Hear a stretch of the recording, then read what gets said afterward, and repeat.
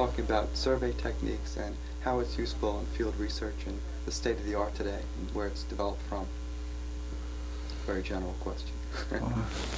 If you draw a line from here to here, at one end you would have experiments in the laboratory, very carefully controlled. The other end of the line you'd have the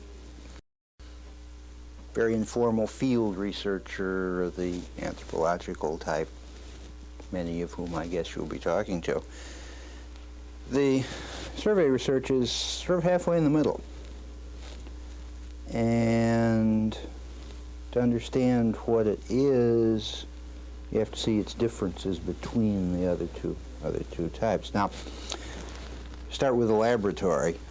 The obvious advantage of the survey is that you get out of the laboratory. And what that means really is the sampling, the people you actually get in your net. In a survey, if you're willing to spend enough time and money, you can cover any logical group.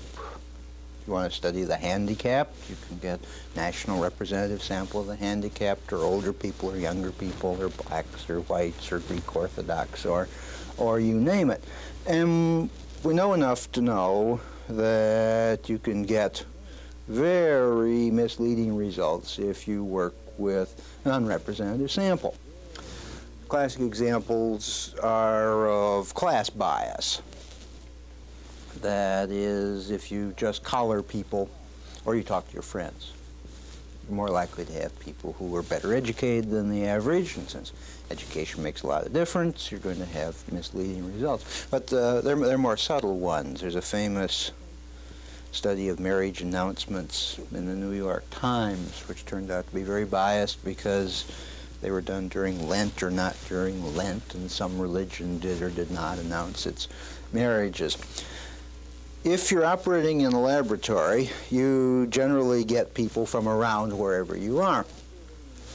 So doing laboratory experiments here at Harvard University, we would have people from Boston, and people from San Diego would be very badly represented in the studies done.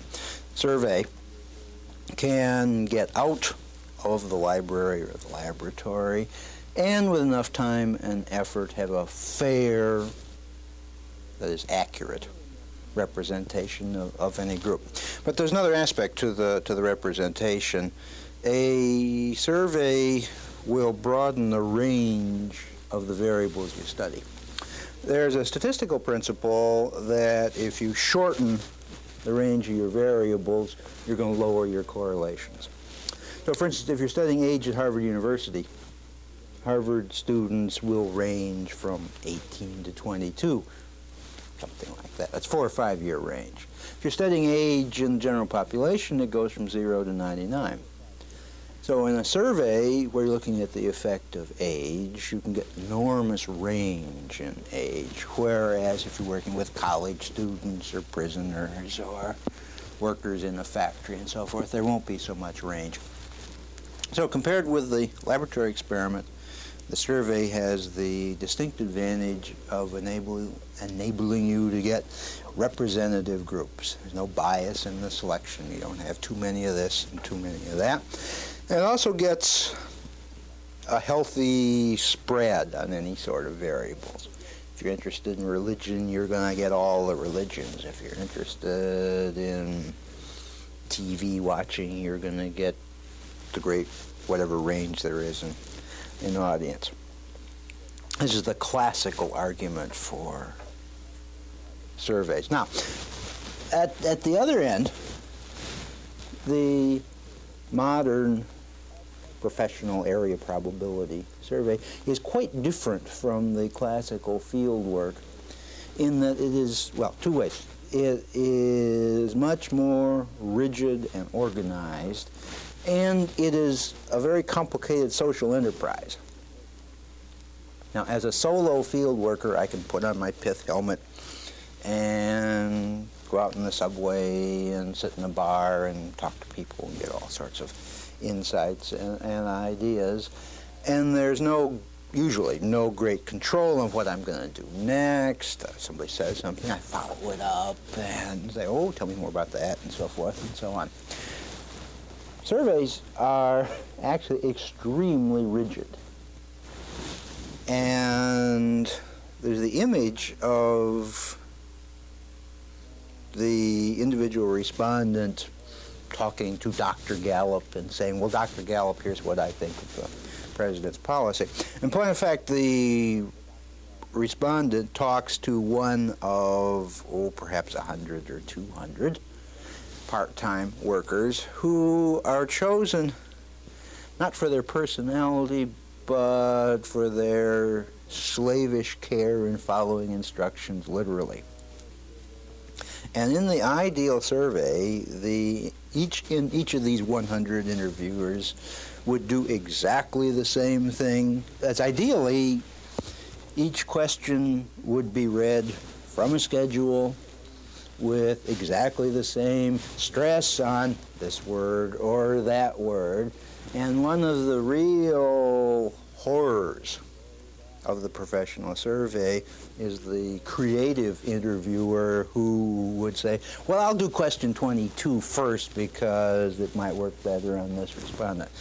So the whole thing is very far from spontaneous, very far from creative. And the survey interviewer is not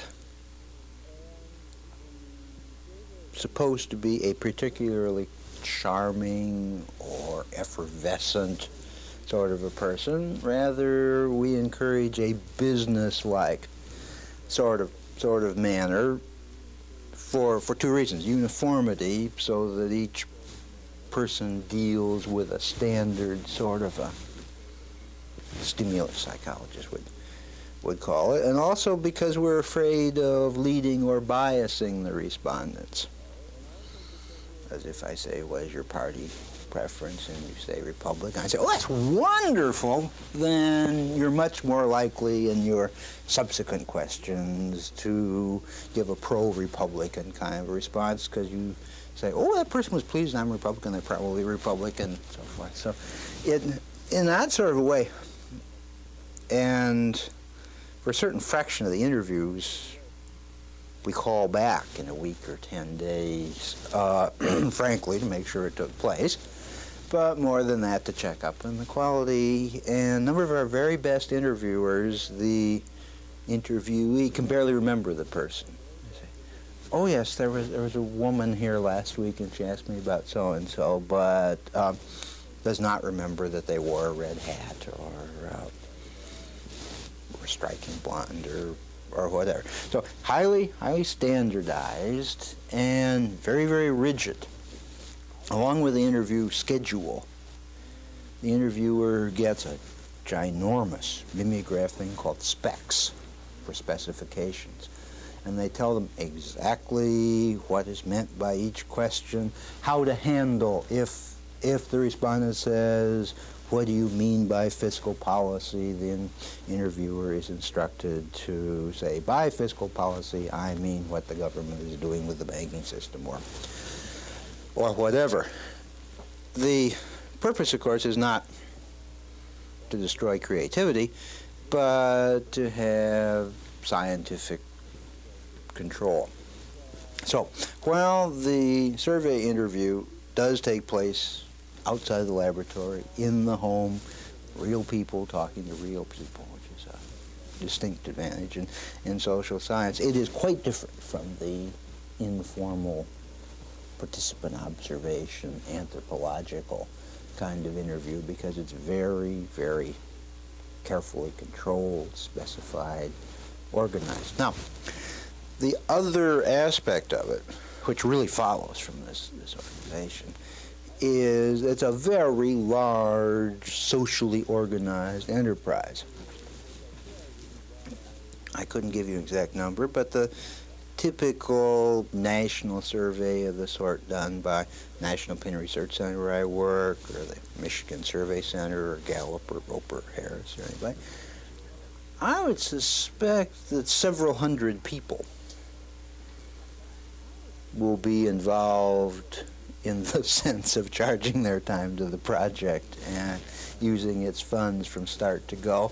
And it is a very divided division of labor. And no one has the skills to do all of this. In the solo field work, pretty much you have the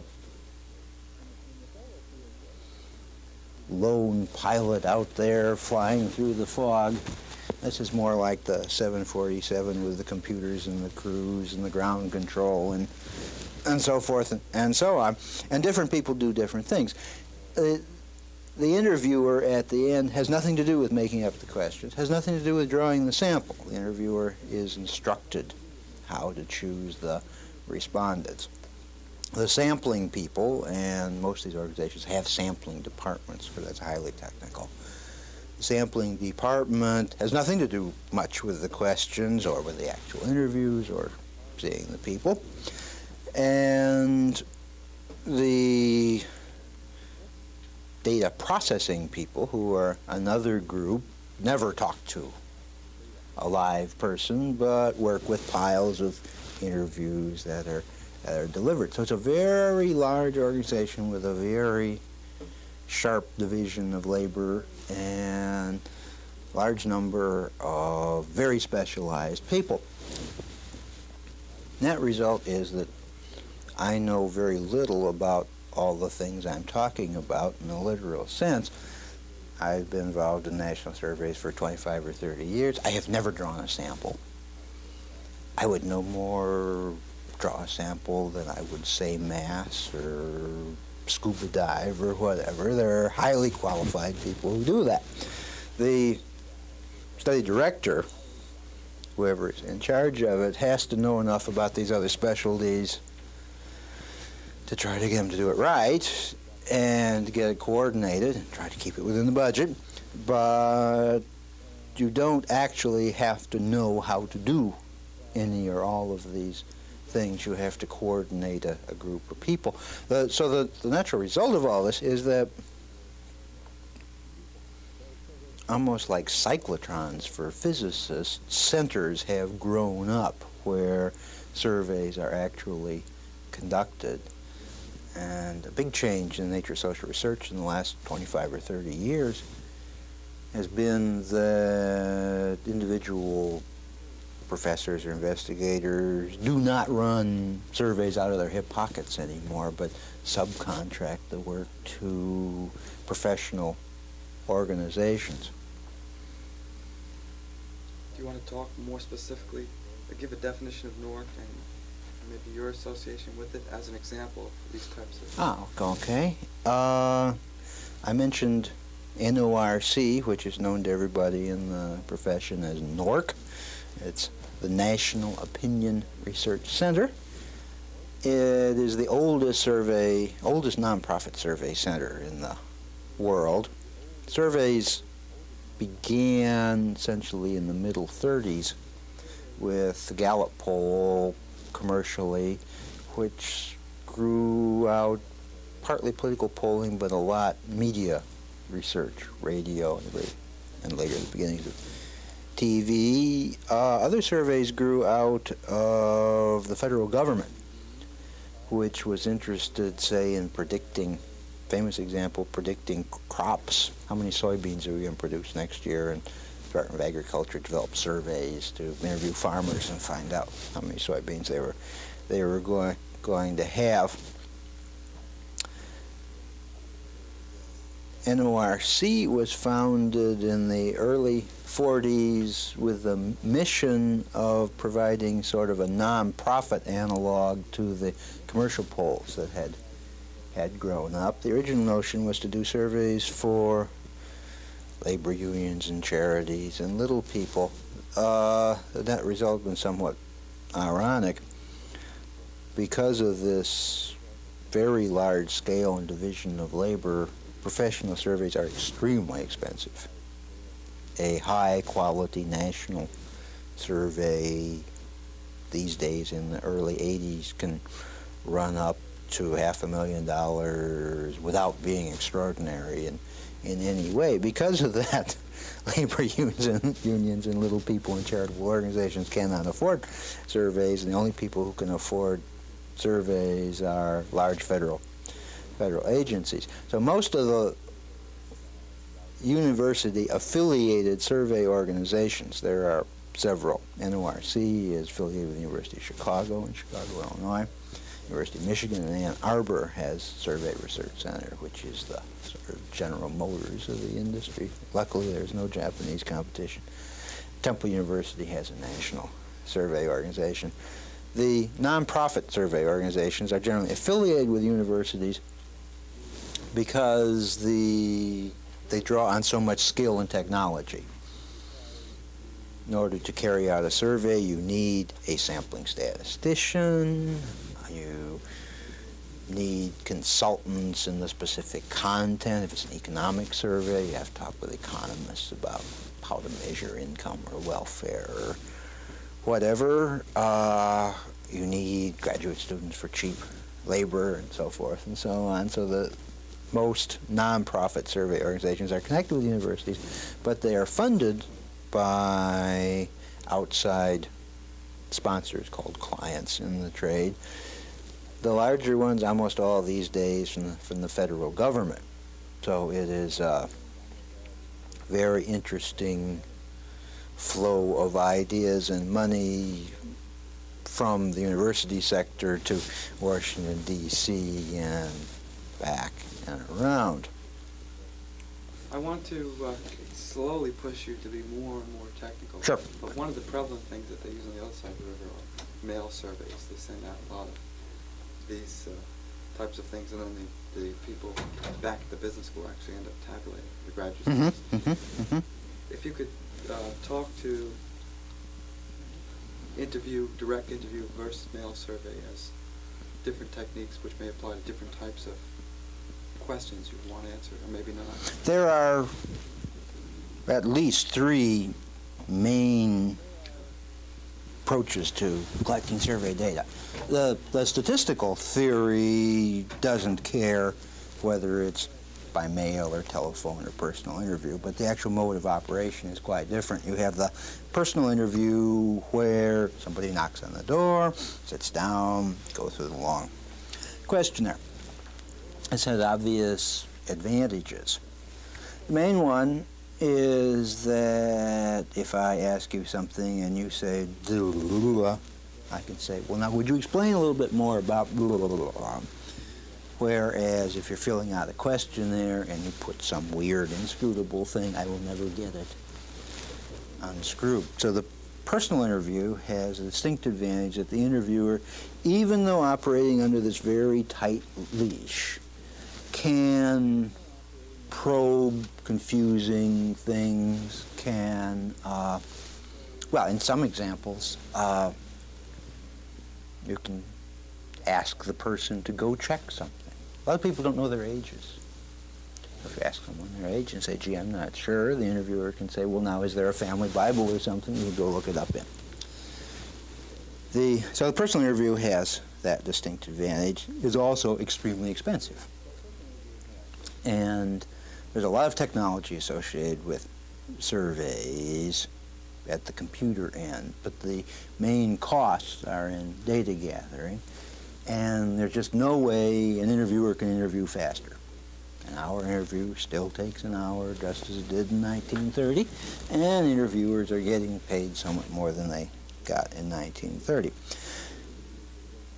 So using that sort of as a standard, an alternate form is the direct mail interview, where you send somebody a form, you fill it out, they mail it back. It has a number of very distinct advantages, and not always the obvious one. First of all, it's much cheaper. Cost per case is a lot less. Secondly, there's some evidence, although studies say this and studies say that for hot topics, potentially embarrassing or confidential things, people are more likely to be candid when they're sitting there alone checking it off than talking to somebody. Say it's a question about my sex habits or income tax cheating, or do I drive over the 55-mile-an-hour limit? You look like an honest citizen, so if you said, do you drive over the 55-mile limit, I would say, oh, hardly ever. Whereas, in fact, I always do, and if I were filling out a form, I'd be more likely to tell the truth.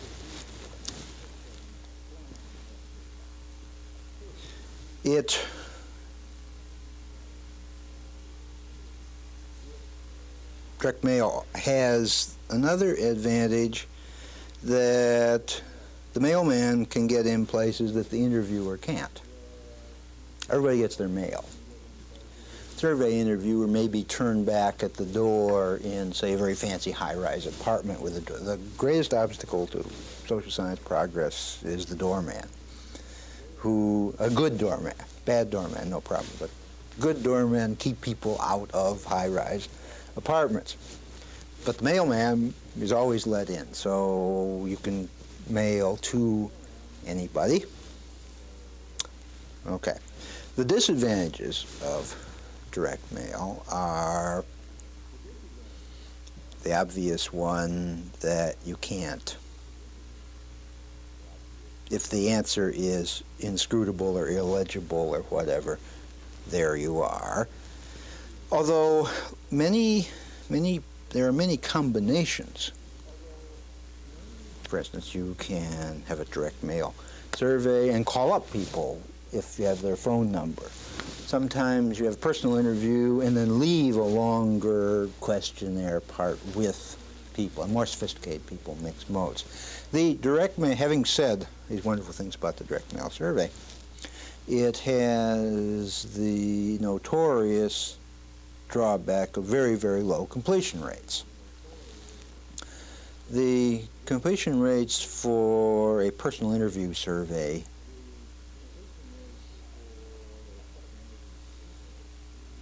this is highly controversial, seem to be slipping these days, but with proper time and effort and fun, 70% completion is quite reasonable, and actually should be 80 or 90. Now, direct mail, 50% is remarkable, and often you're down to 5, 10, 20, or 30. Now, statistically, there's a big difference between the number of cases and the completion rate. As given the choice the same amount of funds, I may be able to collect many more cases by a mailing. I can mail thousands of them out, get hundreds of them back, whereas I might only be able to afford a few hundred interviews. You can get many more cases. But there's always the question of the representativeness, particularly if you have a very, very small return rate. And this depends an enormous amount on the topic. A general rule of thumb is that involved people are more likely to respond. So if I mail out a questionnaire on political attitudes or something, people who are active in politics are probably more likely to answer, whereas people who are totally indifferent to politics. And reasonable rule of thumb would be not that Republicans or Democrats are more likely to return, but political partisans are more likely to return a political questionnaire than the apathetic. So direct mail surveys tend to overestimate involvement, interest, concern, or whatever. The country is made up of millions of people who really don't care much about whatever you're doing your survey on. And that can be very important, particularly, say, in marketing or something like that. People who sell dog food presumably need to know how many people don't have dogs. If you send out a direct mail questionnaire about dog food, I suspect people who don't own dogs are quite likely to not answer it.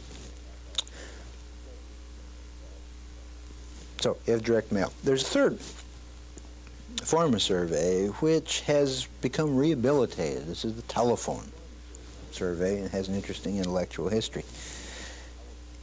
In the middle 30s, there was a famous magazine called the Literary Digest, and it presented a public opinion poll, I guess, of its readers every month on timely topics. And they polled voters in, I believe, the 1936 election, and elected, I guess that would be Landon? Would that be? Wouldn't be Hoover, Landon, Wilkie. Oh, nominated him? Their poll showed Landon winning. The ballot boxes showed Roosevelt in a tremendous landslide. Now, what had happened is that they'd gotten their sample from telephone books. And in the 1930s, there was a big social class bias in telephone owning. Just as these days you see a Mercedes parked out in front of a house, you say, well, that's an upscale house. In 1936, if you had a telephone, you were an upscale house, and upscale people voted for the Republicans, still do. Because of that, and more particularly since the Literary Digest went out of business shortly afterwards, polls based on telephones had a very, very bad reputation because of bias, which turns out to be essentially social class bias. However, times are changing, and these days, as best we know, about 90% of the population has a telephone. The pockets without telephones are very clear, and they're very important. The rural South, and in particular the black rural South, is relatively low on telephones. But the North, and within the North there isn't much race difference, blacks and whites in the North. Outside of the rural South, virtually all American households have telephones. So these days a telephone sample is not automatically biased in terms of social class.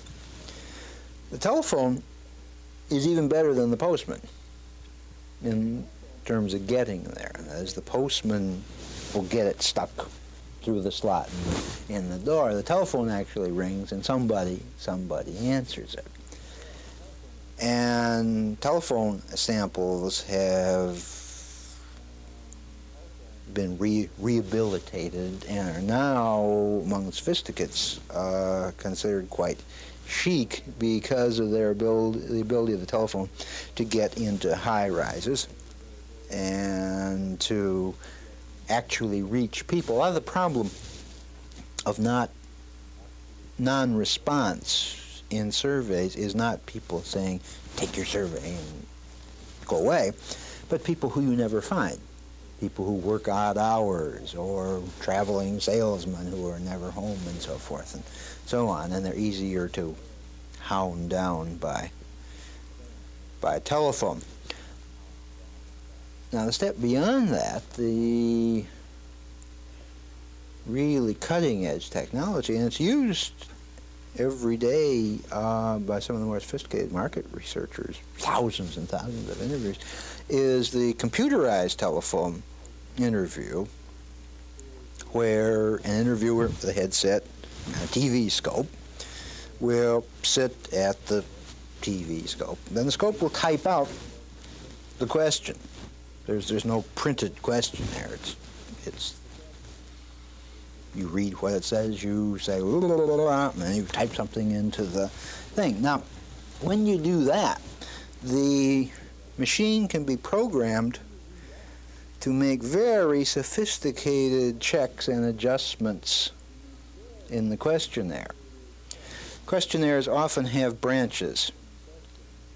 Take an obvious one. If you're asking people about finances for college, you probably wouldn't want to ask it if they don't have any children. If they have only young children, you want to ask, are they planning ahead? If they have older children, you want to find out if they are in college, and if they're not in college, you don't want to. It's a very complicated sort of thing. The computer can figure out all these things and simply present the appropriate question, and the interviewer does not have to say, now wait a minute, now your children are under 16, so I go to page 35 and have to do this. And this is called CATI, C-A-T-I, Computer Assisted telephone interviewing. And as I said, is sort of the current fad in research. And it allows enormous flexibility and this control I was talking about. Because you can see, although the computerized interview can be highly flexible, the interviewer has zero choice at all. The interviewer simply reads what it says at the scope. Now, there have been elaborate studies of the difference between telephone interviewing and personal face-to-face interviewing. And the difference is fairly obvious. You get a lot more material face-to-face. Simply, a telephone interview with the same questions will generate many fewer words of response. Somehow, if there's a face there, you tend to say more to it. If there's a voice there, you say da-da-da-da. If there's a person there, you say da-da-da, oh, and da-da-da-da-da-da. And of course, that works both ways. If you're paying interviewers by the hour, sometimes a shorter interview is an advantage. There are lots of fancy research on this, and it's not clear whether people are more honest or less honest or whatever. There's the argument people are more likely, well, there's a famous finding, as I recall, that Catholics are more likely to admit they don't go to Mass regularly in a telephone interview than face-to-face. Back to what I was saying earlier about people trying to make nice with the interviewer. On the other hand, it's very hard for the telephone interviewer to see that the person is nervous or evasive or whatever, and they know they get a lot less material. So you have these various modes, and it used to be that they were divided in good and bad. And now I think a more sophisticated view that each has its advantages and disadvantages, and very frequently a efficient, successful project will combine them. A related topic, I was watching a NOVA program. You've probably seen it. It was on computer intrusion into our lives. No. And they showed a telephone survey. And the question I'm asking is, where, as a survey researcher or as a researcher like yourself, do you draw the line between intrusion and between good investigation? It seems like a difficult question. You're laying on these telephone, computer surveys onto these people. And how do they really have no choice? The ethics of surveys have been debated, discussed, thought through enormously in the last few years. To begin with the obvious, the vital question is disclosure. The fundamental rock bottom ethical requirement of professional research is that I not disclose that you said you haven't been to Mass for 5 years, or you always drive over the speed limit, or that you have 3 children and their names are Agnes, Louise, and Charlie. So the major protection of the respondent is that the results will not be disclosed. And there's a paradox that, as far as anyone knows, there has never been a violation at this level. I don't know of a case, once in 100 years, well, inevitably by the laws of probability, you get a famous person in your sample. I once had a survey in which a famous movie star was drawn, and I read his or her questionnaire very, very carefully and so forth, but I didn't announce. I'm very careful, even say when teaching a class, even now, not to say who it was and that this famous movie star was a Republican or took tap dance lessons or whatever. Now, the paradox is that the only threats to this confidentiality that anybody knows about come from the government. And there's a very complicated set of legal problems in that on occasion zealous district attorneys will subpoena questionnaires. Classic example, there's a famous study called the income maintenance experiment in which families were given money to see what would happen, sort of a test of the so-called negative income tax. And district attorney subpoenaed some of the questionnaire to find out if there was any welfare fraud involved. By and large, the survey organizations have been successful in preventing this by negotiation, but there's no legal protection. As if I ask you all sorts of naughty things, I can give you my personal promise that I will not reveal them. I cannot say, and I can guarantee that the district attorney of Middlesex County will not get their hands on them.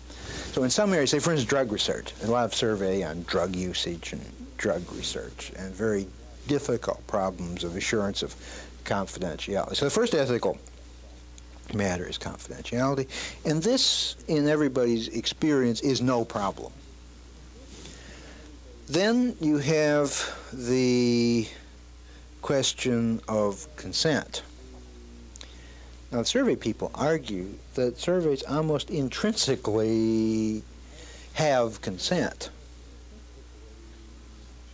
Our interviewers very seldom knock people down, sit on their chests and say, I'm not going to let you up till you tell me what you think about the Federal Reserve Bank. And at any time, the respondent may break off the interview.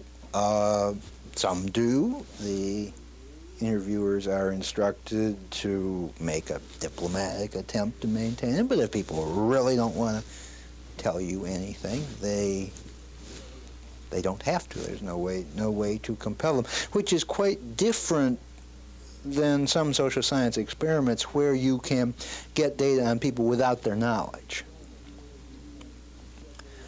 So in a sense, surveys are less problematical in this ethical area than, say, some forms of observation. If I stand out and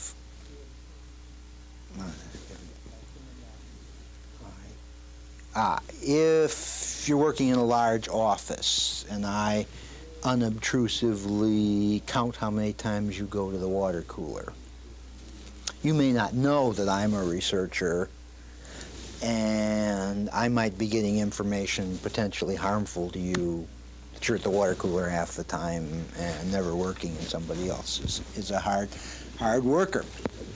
But if I ask you how often you go to the water cooler and you don't want to tell me, or you want to lie to me or whatever, it is your prerogative.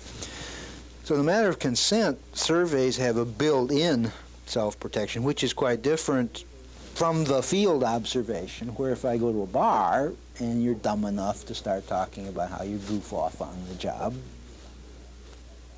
there's an ethical problem. Or in the experiment where I manipulate the heat in the room to make you thirsty so you go to the water cooler. Where, having said that of the ethical issues, and we're very concerned about them, anonymity is the big one, but seems to be working well, that consent really is built in the nature of the process. The tricky question is that of there's a concept of informed consent. That is, it's not ethical to say, I want your consent to be in some research. I've got to tell you a bit about what the research is, or you may be signing up for something that's not to your own interest. This can be say I am studying the effect of early family experience on bigotry. If I say to you, well, I'm interested in studying bigots, and you seem to be a very bigoted person, now will you participate in my study? I may lower my completion rate, but also may bias the study. If you know the study is about religious bigotry, then you may start thinking about religious bigotry or whatever, and it may shade your answer. So the question of informed consent is a very delicate one. Can you tell people? Actually, what experience we have is they don't want to know that much. And they do not care that the Department for the Improvement of National Roads and Curbs is sponsoring question 32, and the Ministry for the Development of Preschool Architecture is sponsoring this or that. People generally are less interested than you think. They just think it's something mildly interesting they want to get over with. The question of informed consent is a subtle one.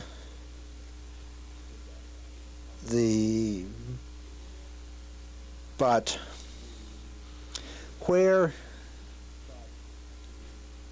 I would say the remaining ethical question in all this, which is a very, very subtle one, I don't think has an easy answer, is whether groups and outfits have a right to anonymity. Take a classical example. If you do a study of cheating at universities, it would be totally unethical to say that Susie Jones is the cheater. Her questionnaire says that she cheats. I have no question whether that's unethical. But to then say that Athabascan State University has the highest rate of cheating of any university in the country is a very delicate matter, because you don't really have Athabascan University's permission. You get permission for a bunch of people in the study. And the question, well, for instance, research on different ethnic and racial groups often makes some look better than others. You can't get informed consent from all the Texans to do a study of the difference between Texans and Oklahomans or something like that. So this is a remaining issue of the identification of groups and collectivities that's really very, very hard to solve. I want to switch gears a little bit. Sure. And talk about the science of questionnaire and survey design. I think Bob Rosenthal talked about that a little, but if you have a view on that, or general techniques a beginning survey researcher would go about thinking about how to generate questions, obviously depending on the topic that he or she is interested in. Usually distinguish between the questions and the design. The design is the sample of people you're going to compare. So you're going to compare people who are very active in politics and not very active in politics, controlling for region and social class or something like that. That can be worked out with a sampling statistician, pretty much with a slide rule, except they don't have slide rules anymore. Question writing is very much an art. And we know very little about it, except that a change of a word or two will make an enormous difference. A famous example is question on happiness. And there are two versions. There's a happiness question that the Gallup people use, and there's a happiness question that the NORC and Michigan people use. And version A says, generally speaking, are you very happy, fairly happy, pretty happy? Version B says, version A says, generally speaking, are you very happy, fairly happy, not too happy? Version B says, are you very happy, pretty happy, not too happy? So the difference between pretty and fairly, which doesn't sound like much of a difference, I had to stop and remember it, will produce a 15% difference in the proportion saying they are happy. So very slight differences in question wording can make enormous differences in the answers. We know that. What we don't know are the signs. What we don't know is which was the better way. One gives you more happiness, one gives you less. We know that. What we don't know is which is the correct answer. And it's a trap that's almost impossible to escape, since the textbook answer is to compare it to a true yardstick. So for instance, in voting, if we have a question, did you vote for this or that candidate, we can check it against the election returns, see if we're getting about the right proportion of Democrats or Republicans. But there are no happiness returns. So we cannot go to the National Happiness Register and see whether version A or version B gives the better answer. What we have to do are to work with our items over and over and over again and learn from the way they behave what they mean and how they work. About the only rule of questionnaire writing is to avoid creativity. By and large, you can find a question that somebody else has used, then you should use it again, if only because you can compare your results with the results other people use. This is particularly important when you're doing studies over time. This happens to be an area where I am working. Look at social trends, and you have to repeat your questions word for word, or you can't tell whether any change you get is from change or from your difference in question wording. But question wording, which is probably the most important part of the survey, the things I talked about, response rate and sampling and interviewer effects and so forth, have all been studied. There's thousands of studies of them, but their effects are perhaps 1/10 of the effect of the wording of the question. And although there's increasing research on it and we're learning more and more, it is basically, I wouldn't say an art, but very much a craft. So just as the interviewer can bias the interview by the way he phrases things or the emphasis he gives, you can easily bias things by the way you write the question. Oh yes, anyone who wishes can change the level of approval. The classical examples in foreign relations. There's a classical example of a question in the Vietnam War. Do you approve of what we are doing in Vietnam? Do you approve of what we're doing in Vietnam to stop the communists? The difference between those two questions changed approval of American policy in Vietnam by 30, 40, 50% or something like that. You can always produce a level of approval you want. However, at the same time, it's blatant what you're doing, so you really can't get away with anything. And what really is more important is not the level. It's like, well, I will get different, quote, levels of education by asking, are you a college graduate, or asking, are you a high school graduate? Well, that's not a real difference. It's simply in one case I've asked for an extreme cut, in the other case I've asked for a more middling cut. A lot of question wording simply moves a question from sorting people into very high versus everybody else, or above average versus below average. That's no problem.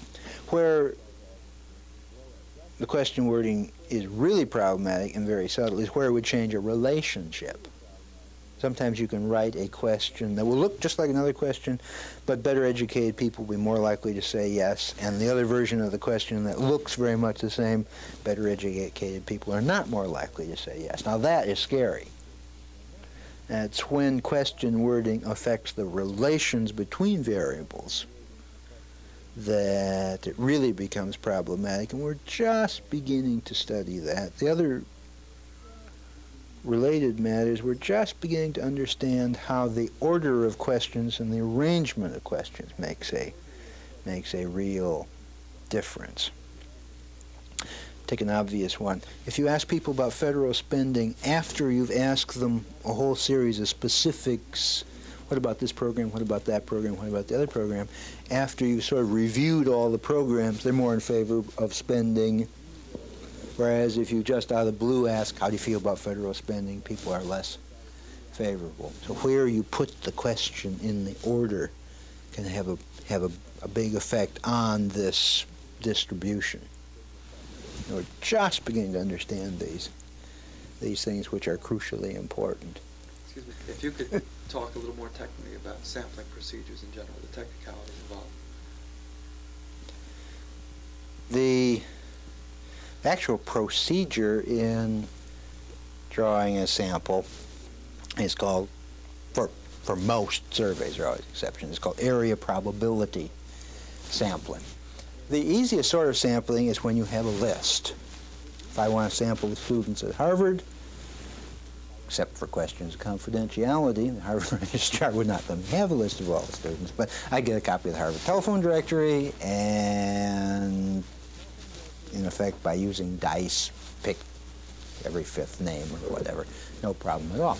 But there is no list of the American population. In fact, who's in the American population changes momentarily. People are born, people are dying, people move in, people move out. So when you're dealing with a population where there's no convenient list, everybody has to be someplace. So here is a map of the United States, and we know from the censuses that approximately X fraction are here, in particular in large metropolitan areas and so forth. So we sort of have a lottery and choose metropolitan areas, giving them as many tickets in the lottery as they have people. And we end up with maybe 30, 40, or 50 towns or communities. Within each, then, we carry out another lottery and pick areas of town. Now, this will differ. Sometimes it's something called a census tract, and sometimes it's a ward or a precinct or something like that. Then, eventually we get down to a fairly smallish level, a group of blocks. And at that point, staff are sent out to conduct a sort of a mini census and to go through this 5 or 10 block area and find out exactly how many people are living there. Because our original drawings were based very heavily on census materials. But whatever census it was. It no longer is. The American population is mobile enough that, well, this is now the beginning of 1982, the results of the 1980 census, which are not out yet, are no longer true. Number of people living in Cambridge, Massachusetts is not whatever it was in 1980, or if that has tended to cancel out, the number of people of this block certainly are different. So we have an enterprise called listing, and the interviewers go out and determine how many people live on that block and really take it apart. And they look in garages and basements and roomers and so forth and so on. Then there is a final lottery among those people, and an interviewer will be given a list of, assignments vary, 10 to 20 names, and told to get interviews with Theophilus T. Schmertz at 1222 North Maple Street. The economics of it, as you can see, are that the very expensive part is this listing at the end, and you only have to do that in a very few places. You don't have to list every garage in the United States. The net result is, however, a statistical effect called clustering, and which simply means that people in the same geographical area tend to be more similar. You don't find many farmers living in urban Boston. So if you pick a neighborhood in downtown Boston, you aren't going to have a lot of farmers. If you pick a neighborhood central Kansas, you're going to get a lot of farmers. People who live in the same geographical area tend to be rather similar. This doesn't change their odds. The odds that a farmer in rural Kansas will get drawn in your study are proportional to the number of farmers in rural Kansas. But it does mean at the end that the data requires some statistical adjustment, which is ignored in all statistics textbooks. Correcting for something called design effects. But the net result, the economics of it, is you can afford to collect so many more cases that these studies are very cost efficient, which then means, oddly enough, that sample designing, and it's all done on computers these days, is really an economic rather than a, quote, scientific decision. You tell the sampling designer how much money you have to spend and how much precision you must have. You can buy as much or as little precision as you want, basically in terms of the number of cases. If you interview a small number of cases, you can have a big confidence band of error around your estimate. If you have a huge number of cases, very small. You tell the man how much you can afford, how much precision you need. He churns around the computer. Out come the sample assignments. The net result, however, is a very complicated process, and at the end you have to make some statistical adjustments to get back the proper numbers. One final question, which we end the interviews with. What do you enjoy about social research, and what do you enjoy about your branch of social research in particular? What is stimulating for you? What's fulfilling for you about it? I enjoy making little discoveries.